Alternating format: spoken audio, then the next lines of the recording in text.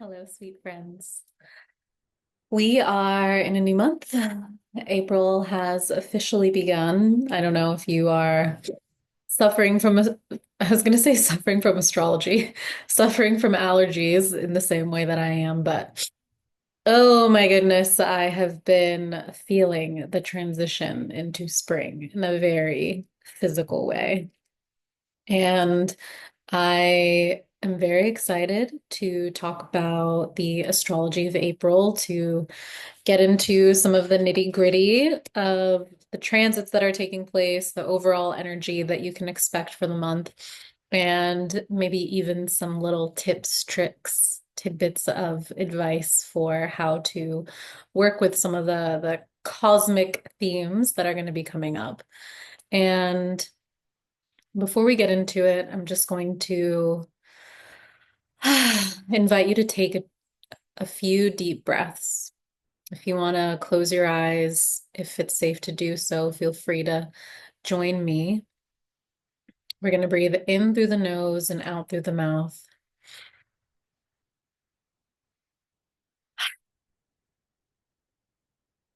Two more times, just like that. In through the nose and out through the mouth. Clearing, cleansing, wiping away whatever it is that might have come before this. And allowing whatever it is that needs to be revealed. Let's take one final breath in through the nose, out through the mouth. When you're ready, you can open your eyes.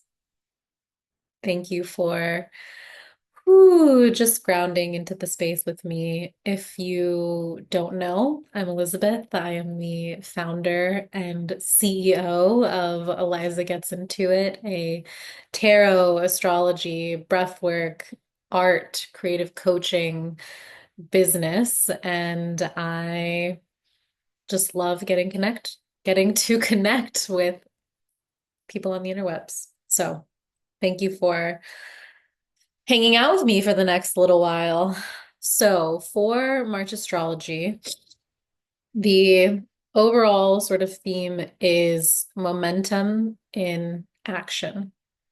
The changes that are becoming available to us because the Venus retrograde is ending, because the Mercury retrograde is ending, because we are coming out of eclipse season, because we have left Pisces season and are like fully in Aries season. The energy is very much a forward momentum type of energy. And you might be looking around and being like, well, I don't really feel this energy yet. I am maybe sick. I feel like a lot of people this eclipse season have come down with some sort of like physical ailment that has really forced them to slow down and to be present and to create the space to be with their thoughts and emotions and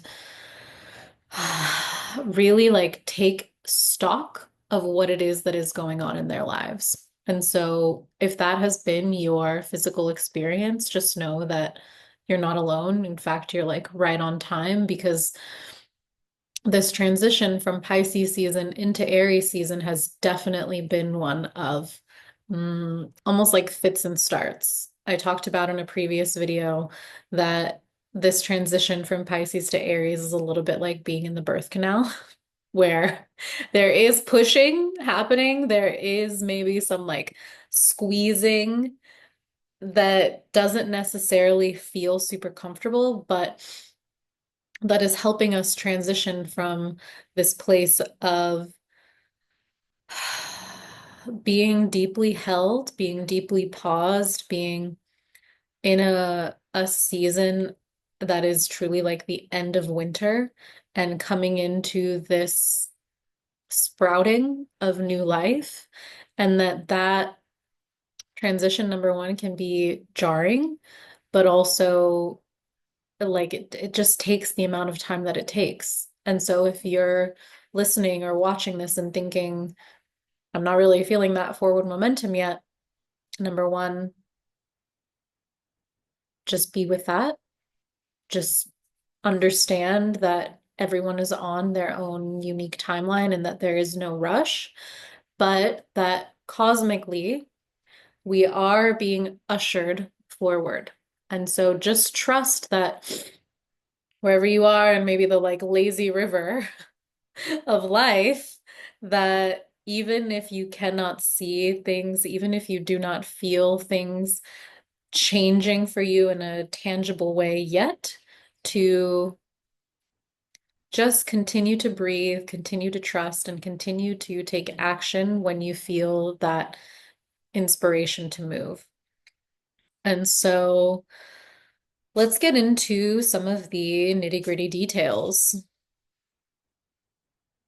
So on March 30th, Neptune entered into Aries. And Neptune is the planet of fantasy, of intuition, of illusion, of dreams. And it has now moved.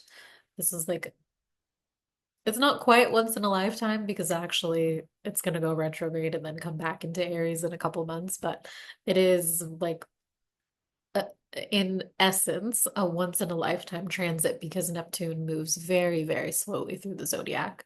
And so now that it is in the sign of Aries, which is a planet, which is a sign of action and initiation, and is known for being this like fiery trailblazer of an astrology sign, it is really time to put our dreams into action, to stop living in the fantasy of what it is that we want and actually begin to do some stuff in the 3D that is going to help us either get closer to our dreams or embody our dreams or bring them to life in a physical, literal way. And so that is the energy that we're going to be in for quite some time. And there are a lot of astrologers who are bringing up the fact that the last time that Neptune was in Aries was during the American Civil War. And I think it's important to note that, of course, cycles repeat. Of course, life is a spiral. And so we are reintroduced to similar situations that we have already been confronted with before on both an individual and a collective manner. And it is my point of view that while, yes, Neptune, this planet of fantasy and dreams and intuition, is now in a sign of action and initiation, it is like sometimes we do have to fight for the things that we believe in. Sometimes we do have to put our money where our mouth is. Sometimes we do have to show up to the protest. We have to um, change the way that we behave so that we rely less on the systems that are currently in place and our behavior is more aligned with the vision that we have for the world. And so sometimes, let me say it one more time, sometimes there are these confrontations that happen when people with wildly disparate visions of the future are both taking action to bring forth their vision. And so while I understand the mm, desire to forewarn people that things could get, I mean, things are already violent. Let's like just be clear. Things are already violent. If you are a person of color, if you are poor, if you are working class, if you are an immigrant, if you are queer, if you are if you are, I mean, God, even like, no, I won't say that. Um, Things are already violent. And so, can we utilize this energy, this bringing our dreams into reality as a collective to actually bring about systemic change that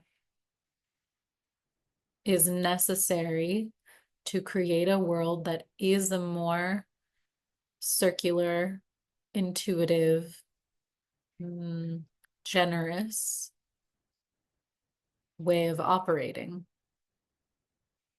I love my community on Threads. I love my community IRL because we have been speaking a lot about moving from like simply paying each other in cash or with our credit cards to bartering, to trading services, to um, my neighbor bakes bread and my husband mends clothes. And so doing an exchange where they are providing us with bread and we are providing them with clothes repair.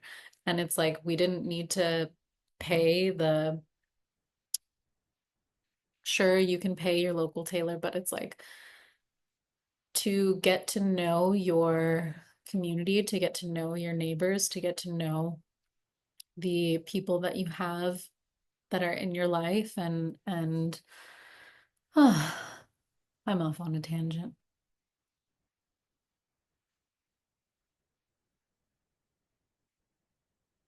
If you, like me, dream of a more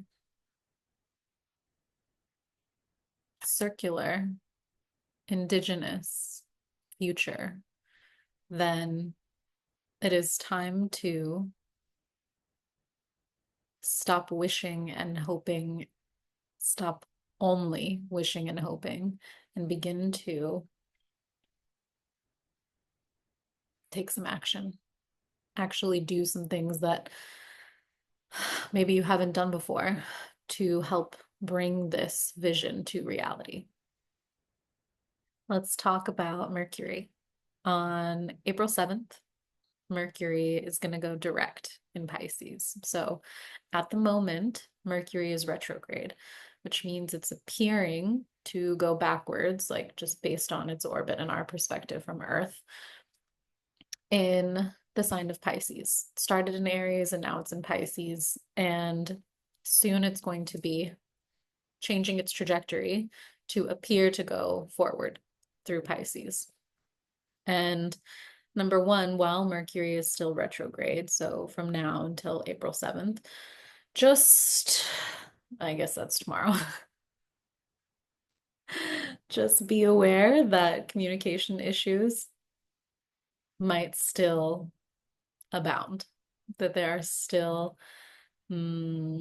things that might get like lost in translation. And even when Mercury is direct in Pisces, this is Mercury is the planet of communication, the planet of written and spoken word, the planet of like curiosity in some ways and making connections, connecting the dots.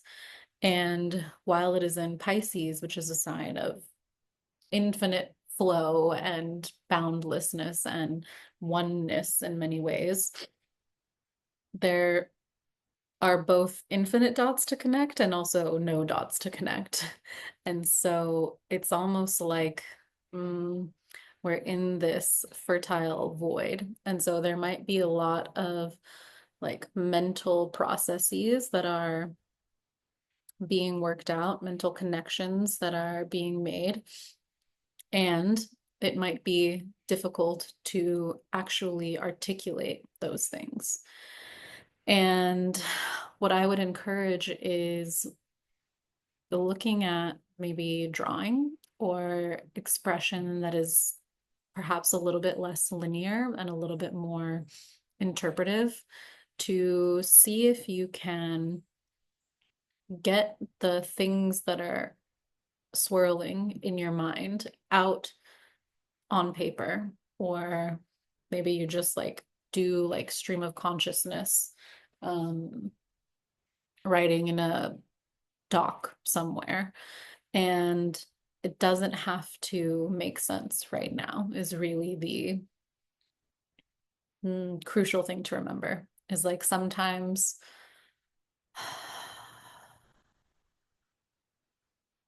in the moment, logic is not the only way to access understanding. And so if you are creating, if you're drawing or painting or collaging or whatever, if you are typing stream of consciousness or just like free writing in your journal, and things are perhaps not making literal logical sense, this is not a time to allow your judgments to get in the way of the expression. So it's like just allow it to come out, and maybe at some point you'll look back on it and things will become clear, but also maybe this was just a process of excavation that needed to happen so that there is clarity when when Mercury does go back into Aries, which is happening on the 16th of April. And it's like, okay, we're back to maybe a more mm, quick moving, but also a more perhaps like logical way of communicating, and can start to think about making sense next week. And that's just fine. And on April 12th, we have two sort of like significant transits. One, we have a full moon in Libra, and two, Venus is also going direct in Pisces. So, similarly to Mercury, Venus has been appearing to travel back through the zodiac. It started in Aries and is now revisiting Pisces, where it loves to be. Venus is the planet of love and beauty and art and creativity. And so you can imagine that like boundless nature of Pisces feels very nourishing, because it's just like, the flow is free. And while it has been retrograde, oftentimes astrologers will give a little a heads up, like, hey, your ex might come back. Hey, you might feel the need to sort of like revisit old relationship stories or old romantic patterns that are no longer serving you. And I also find that even if you are in a like loving, committed, strong, beautiful relationship, that during Venus retrograde, there are things that will come to the surface that might need to have a little bit of massaging. And so, if you find, especially because Mercury was also in retrograde, that maybe there were some communication blips or blind spots in your relationships with not only like a romantic partner, but maybe also friendships or with your parents or people that you have a lot of love for. And if there was conflict during this time, if there was any sort of confrontation or friction, to just know that number one, these things arise when there is space to heal them. And so to give some attention and also maybe even express some gratitude that these issues are coming to the surface so that they can be resolved. And on the 12th, when Pisces, I'm even having my own Mercury retrograde in Pisces. The words, we'll get there eventually, right? Um, when Venus goes direct in Pisces, that I don't know, perhaps there will be this overflow of like poetry and love and joy and just a feeling almost of relief and release, that you can be grounded in the relationships that matter the most to you. And part of strengthening those relationships is taking time to do the reevaluation, is to do the checking in, is to do the maintenance work that is required so that the small things, the small blips, maybe in communication or in just like relation to one another, don't fester, right? We're doing a little bit of preemptive healing during these retrograde cycles. Um, and so even if they can be challenging, can you take a moment to express gratitude for them and know that we're almost done, right? Venus is retrograde for 40 days and we have like 7 days left. So it'll be over before you know it. We made it. And we have this full moon in Libra that is culminating on April 12th with Venus going direct in Pisces. And so it really is a time to release. The full moon is often a time where things are being like the spotlight is shown on them. You can imagine the full moon radiating in the night sky and shining its light on things that are not always able to be seen when the sun is down. And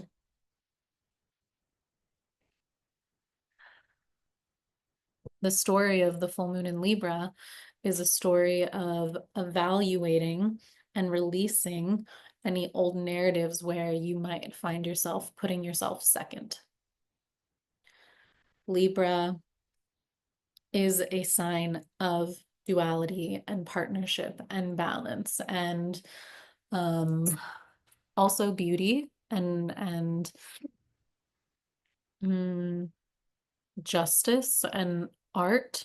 And so when we have a full moon in a sign, we can think about, okay, what is it that I need to release that is preventing me from accessing balance and beauty and justice and art?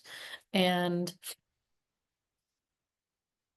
oftentimes, I find that a full moon in Libra either brings up instances or patterns or situations where you are maybe thinking that you have to do it all yourself and so no one else can be relied on, or you are like deprioritizing your own needs and elevating someone or someone's in your life who, and in doing so, doing a disservice to yourself, right? Things are out of whack. It needs to be both. I am important and valid, and other people are also important and valid. And there is no hierarchy. We are all connected. We are all one. And so, how can I remind myself that there is this deep connection between me and other, and that that connection does need to be balanced in order to be operating in a place of like optimal functionality where there is no dysfunction. And some questions you might ask are like, where am I either rejecting or diminishing or hiding my own beauty, my own, where am I operating from a place of like people pleasing? Where am I refusing to accept help? Where am I allowing injustice to crop up in my own life? And maybe where am I not standing up for the things that I believe in? And so coming into an understanding that it is time to release whatever is preventing you from moving forward with faith and with trust that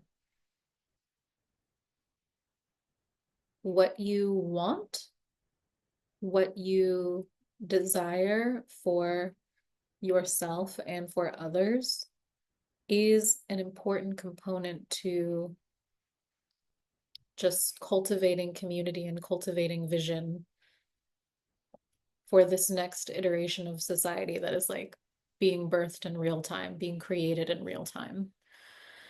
And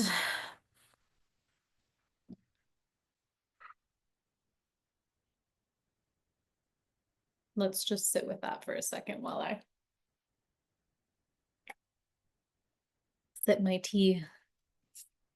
On the 16th of April, Mercury moves into Aries. So we talked about earlier how Mercury has been traveling retrograde, appearing to go backwards. It's currently in Pisces and it's going to start to turn around and eventually it will re-enter Aries. And Aries, as we've also discussed, is this trailblazing initiator, the one who goes first, fiery energy. And so when we combine our words, our curiosity, our communication with this energy of initiation and going first and fire, there, number one, it is really important to be intentional with the words that we are using because with this Aries energy, they really do carry more.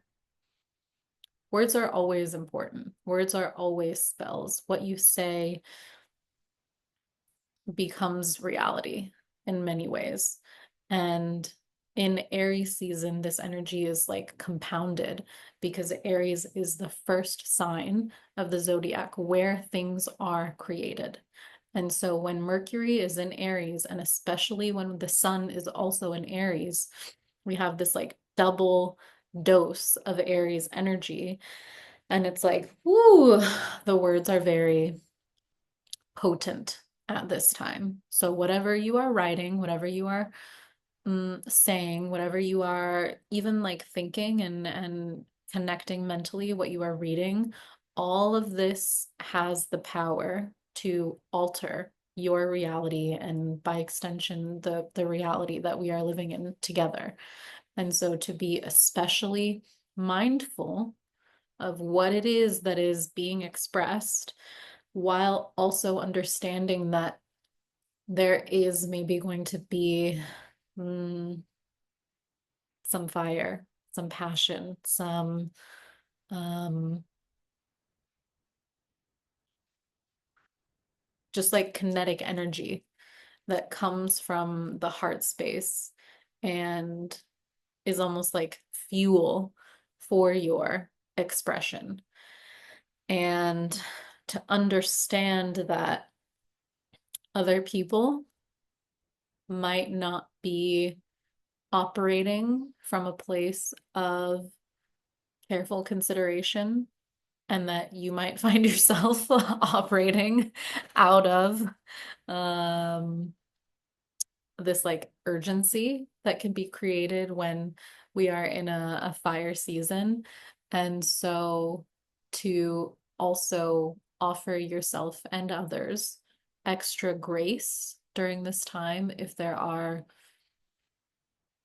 things that are said in a moment of passion. And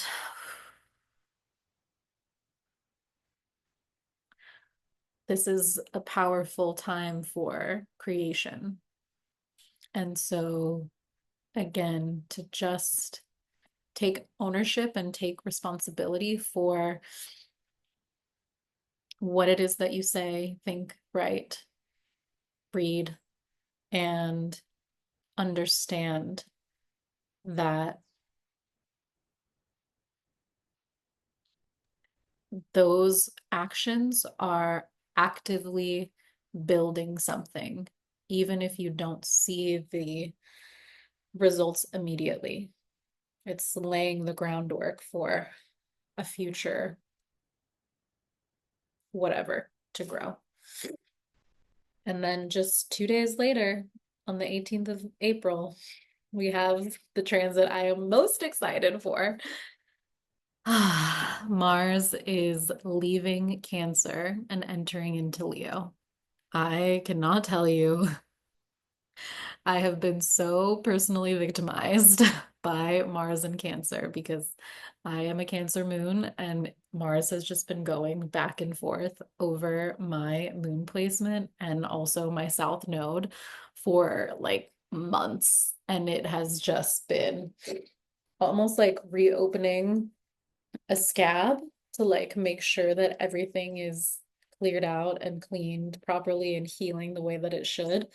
But oh my goodness gracious, it was debilitating at times. And so I am extremely excited for Mars to be entering into Leo. Mars loves to be in a fire sign. Mars is a planet of action and aggression and boldness and confrontation. And in Leo, this fiery sign of authentic self-expression, we get to combine the energy of like doing and believing and knowing who the F we are with this desire to play and create and be and find our inspiration and shine our light as our truest selves. And so it is a very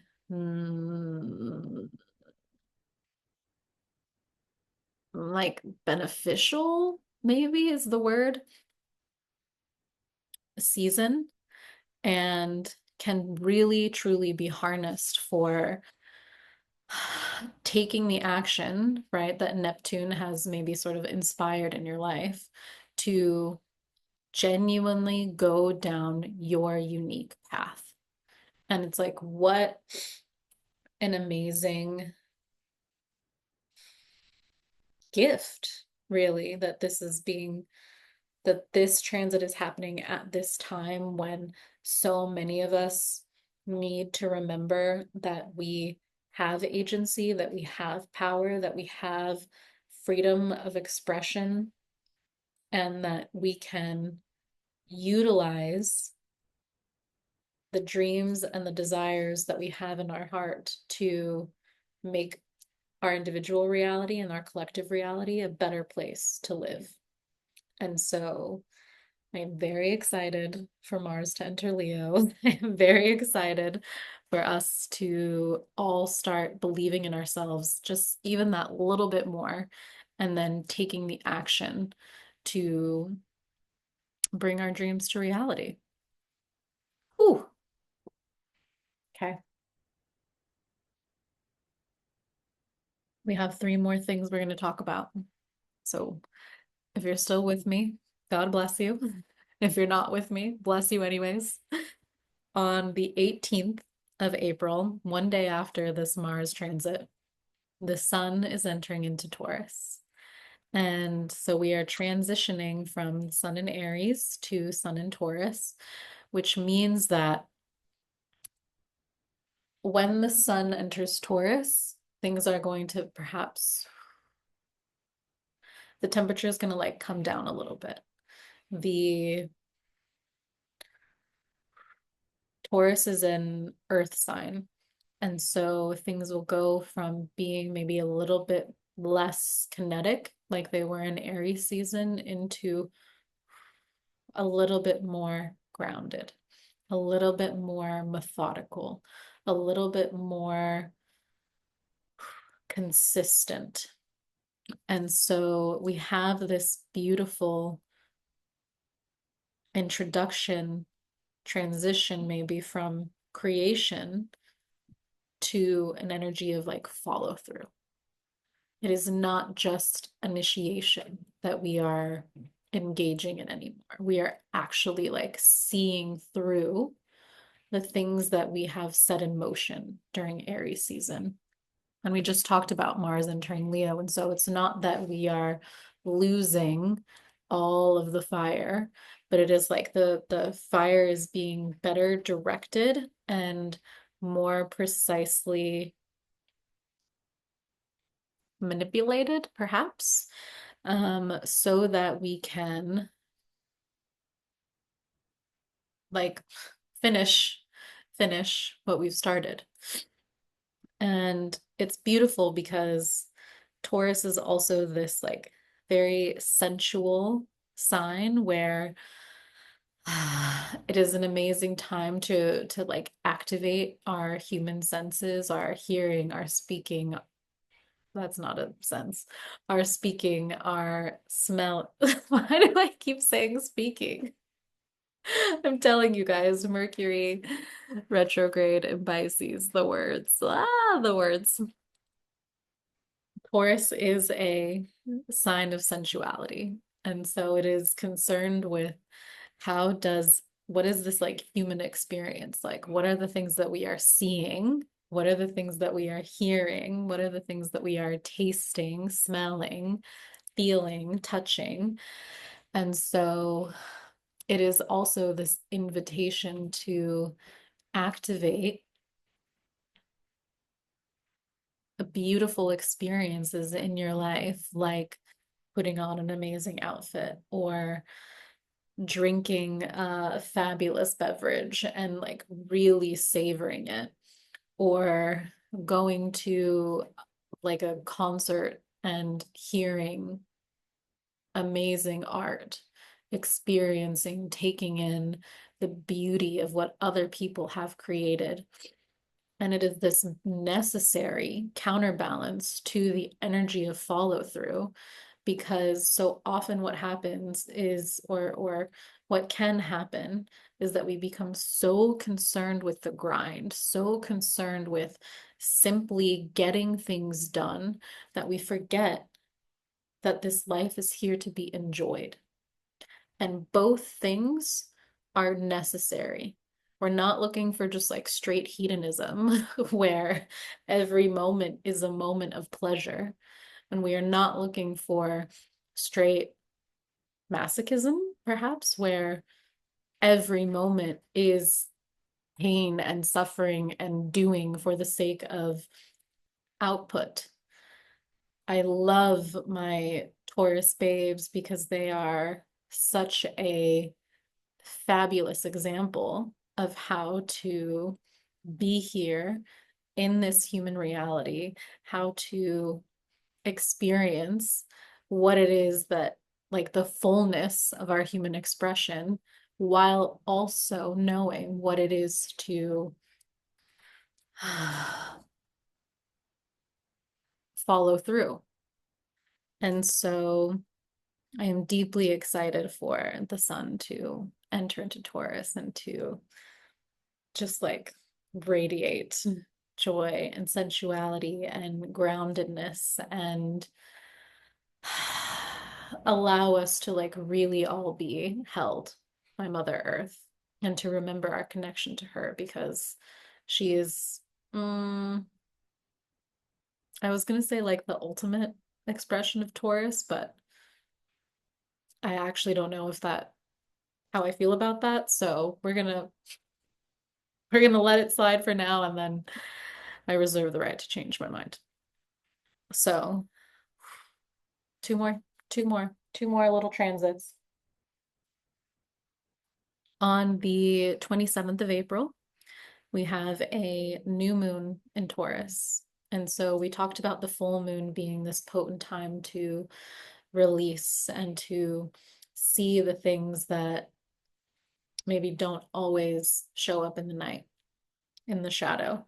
And new moon is a time to set intentions, to look to the sort of like deepest, darkest desires in our heart and decide whether or not it's time to plant those.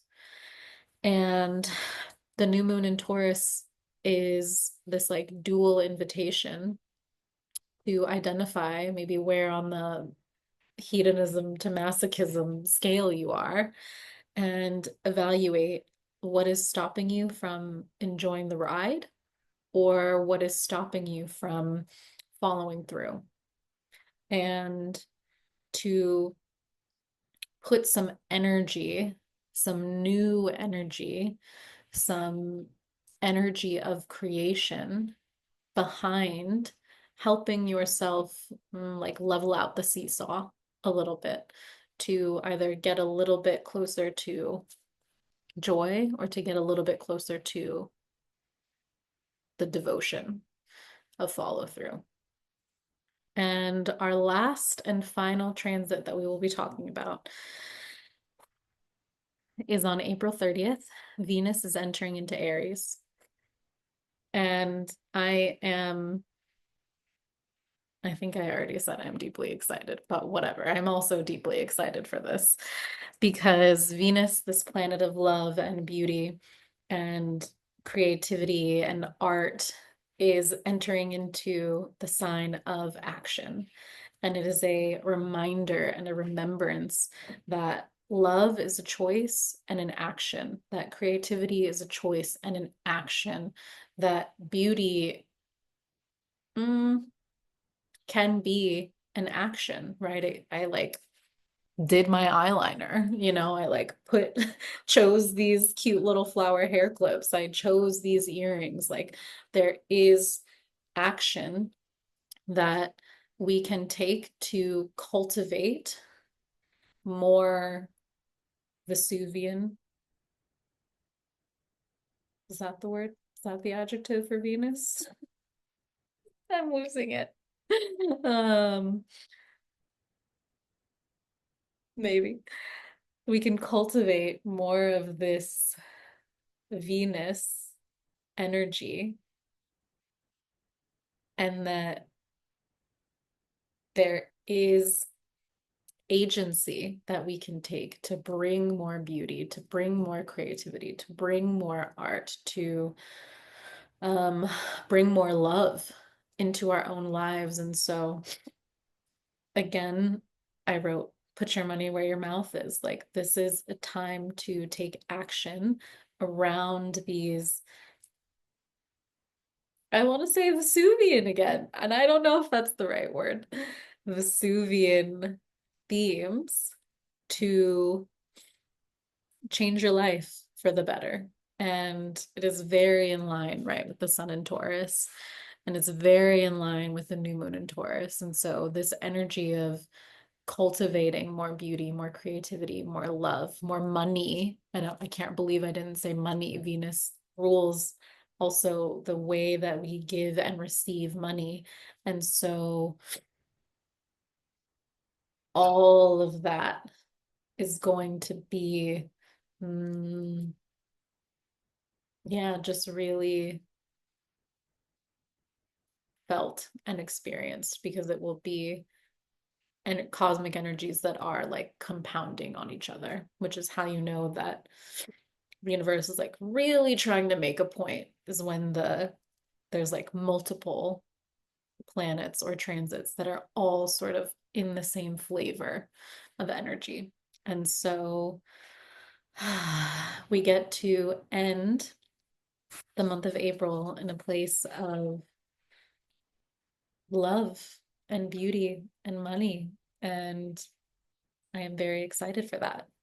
I am going to just give a couple of announcements now. Thank you if you stuck with me in my verbal Olympics this entire time.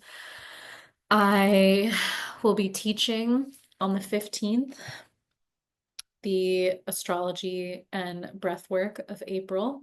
And so you can come and join us on Zoom for community breath work. It is $22 and it is like the best money that you can spend, in my opinion, to literally just get this like reset and to actively work with the cosmic energies so that they are the most supportive that they can be as we go through these different transits this month.